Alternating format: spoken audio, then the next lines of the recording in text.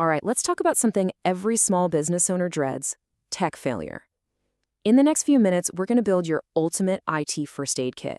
No jargon, just a super simple, actionable plan for when things inevitably go wrong at the worst possible time. So imagine this, right? Your whole business just goes offline. The point of sale system is dead, emails are stuck, your team is just staring at blank screens. It's that nightmare scenario, that sinking feeling in your stomach. What's your very first move? Well, I can tell you what it's not. It's not panic. It's all about having a process. So let's walk through the exact steps to get you back online, and we'll start with the golden rules. Okay, so every first aid kit has the basics, Band-Aids, antiseptic. In IT, our basics are the golden rules of troubleshooting. These are the simple go-to checks you're going to use for pretty much every tech headache you run into. Now, check out this number, 60%. What's so special about 60%? Well, that's roughly how many common tech problems get solved by one single, incredibly simple action. So what is this magic fix, you ask? You guessed it. Have you tried turning it off and on again? It sounds like a total cliche, I know, but there's a reason it's the first thing tech support always asks. Rebooting a device clears out all those weird temporary glitches and memory issues. It is, without a doubt, the absolute #1 thing you have to do first. It's like the IT equivalent of apply pressure to the wound. All right, so you've rebooted and nothing. Before you start yanking cables out of the wall or messing with settings, you need to figure out how big the problem actually is. And you can do that with one single, really powerful question. And that question is simply, is it just me or is it everyone? The answer you get here is a game changer. It immediately tells you where to look. If it's just Bob in accounting who can't get online, the problem is probably Bob's computer. But if everyone is offline, now you know you're dealing with a bigger issue: the network, the router, maybe the internet provider itself. Asking this one question will save you so much time. Okay, so now that we know how to figure out the scope of the problem, let's tackle the big one, the one we all face: connectivity chaos. I mean, let's be real. The internet is the lifeline for your business. When it goes down, everything just stops. Oh yeah, we've all seen it. The Wi-Fi signal just vanishes. Or worse, it says you're connected, but there's no internet. Suddenly, your cloud apps, your POS system, your emails, poof, it's all gone. Everything relies on that connection. So here's the secret sauce. It's all about the order you do things in. Don't just pull the plug on everything at once. Step 1, unplug your modem. That's the box that brings the internet into your building. Now this next part is crucial. Wait for a full 2 minutes. Seriously, set a timer. You need to give it time to fully reset and get a stable connection from your provider. Then, and only then, do you plug in and restart your router or firewall. This exact sequence fixes the vast majority of internet problems.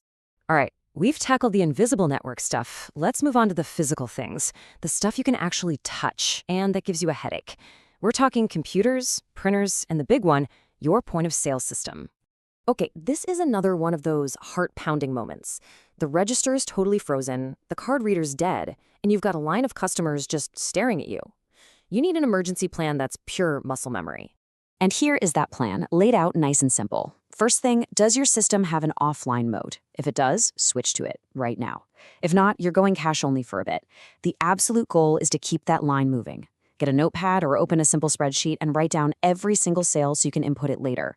While you're managing the customers, get another employee to call your POS vendor or your IT support. The key here is to separate the two jobs. Keep making money while someone else works on the fix. Of course, it's not just the big emergencies, right? What about the daily stuff, like that computer that's slowed to a crawl, or the printer that just sits there, mocking you, refusing to print? These little frustrations can absolutely destroy a productive day. Okay, here are your quick and dirty fixes. Computer running slow? You've already rebooted, so check your hard drive space. This is a huge one. If your drive is almost full, your computer will crawl. You got to keep at least 20% free. Printer on strike? Go into your settings and find the print queue. There's probably a job stuck in there. Just clear it out. If that still doesn't work, reinstalling the printer driver is usually the magic bullet. All right, let's switch gears to our next category of pain: access and account anguish. This is maybe the most frustrating one, because the technology is actually working fine, you just can't get into it. You know that feeling. You've typed your password for the 5th time, you know it's right, but access denied. Or you hit send on a super important email and it just sits there in your outbox. It's enough to make you want to throw your computer out the window. It just stops you dead in your tracks. Okay, here are the top 3 things to check.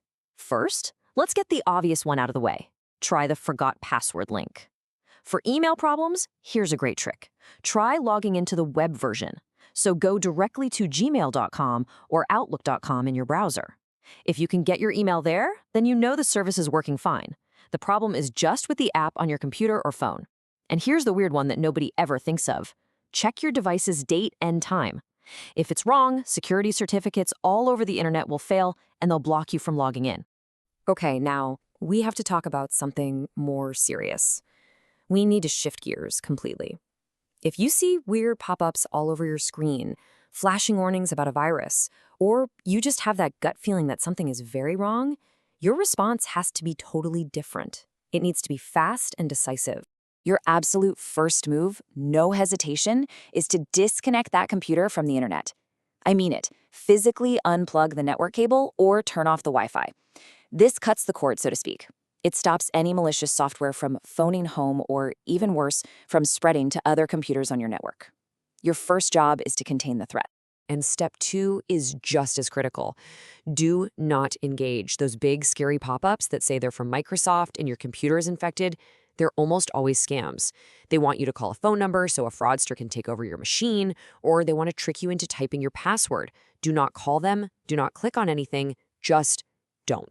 So we've gone through a ton of stuff you can fix yourself. But maybe the most important tool in your first aid kit is knowing when not to use it. Knowing when the problem is just too big to handle on your own. Listen, calling for professional help isn't admitting defeat. It's a smart, strategic business decision. So when do you make that call? Here are the big red flags.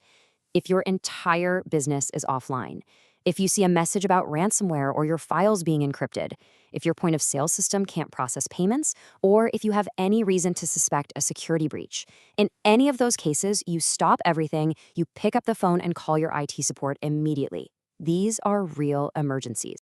And that really brings us to the final, most important point. Everything we talked about today has been about reacting to a problem after it happens. But the real goal, it's to be proactive. Think about it. You wouldn't run your business without insurance, right? Well, in this day and age, your technology is just as vital. So the real question to ask yourself is this: is your IT backup plan ready for when, not if, the next crisis hits?